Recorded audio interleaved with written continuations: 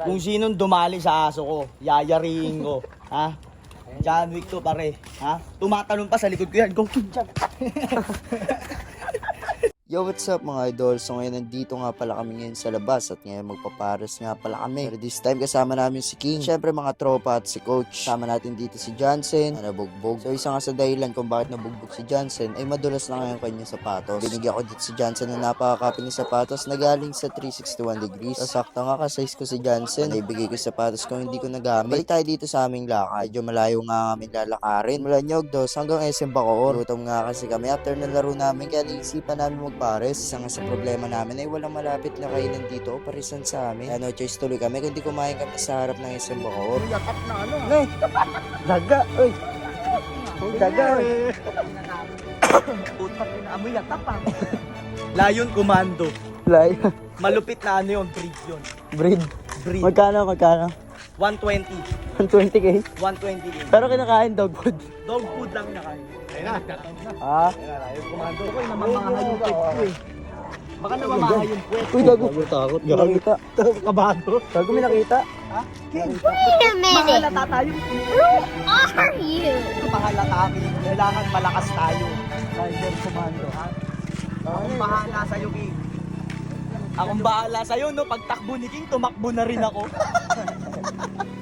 Dinaanan nga namin shortcut ay napakarami yung aso. Pag ginabol ka nga neto ay hindi ka nga makakauwi talaga ng buhay.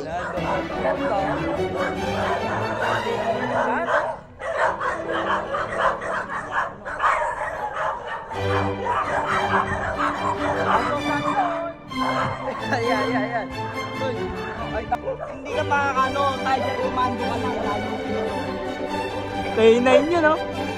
Sa paglalakbay nga namin, medyo pagod na nga itong si King. Sa kalahati pa nga lang kami, hingal na agad tong aso namin. Napakahina. So after nga ng ilang araw namin paglalakad, ay nakarating na nga rin kami dito sa SM Bacoor. May nagtanong pa nga dito kung nangagat yung aso ko. Wala yan. Wala rabies yan. Pag kinagat ka sa'yo na yan. Wala yan. At ayun mga idol, nakarating na nga pala kami dito sa aming destinasyon. Talaga namang gutom na kami dito. Alam niyo yung pagod na kayo sa laro. Tapos maglalakad pa kayo ng napakalayo. Kaya naman ayan, umorder na nga rin pala kami dito ng pares. Lagi nga pala kami kumakain dito kada gabi. Hindi ka nga magsasawa sa pares dito kasi napakasarap ng pares nila.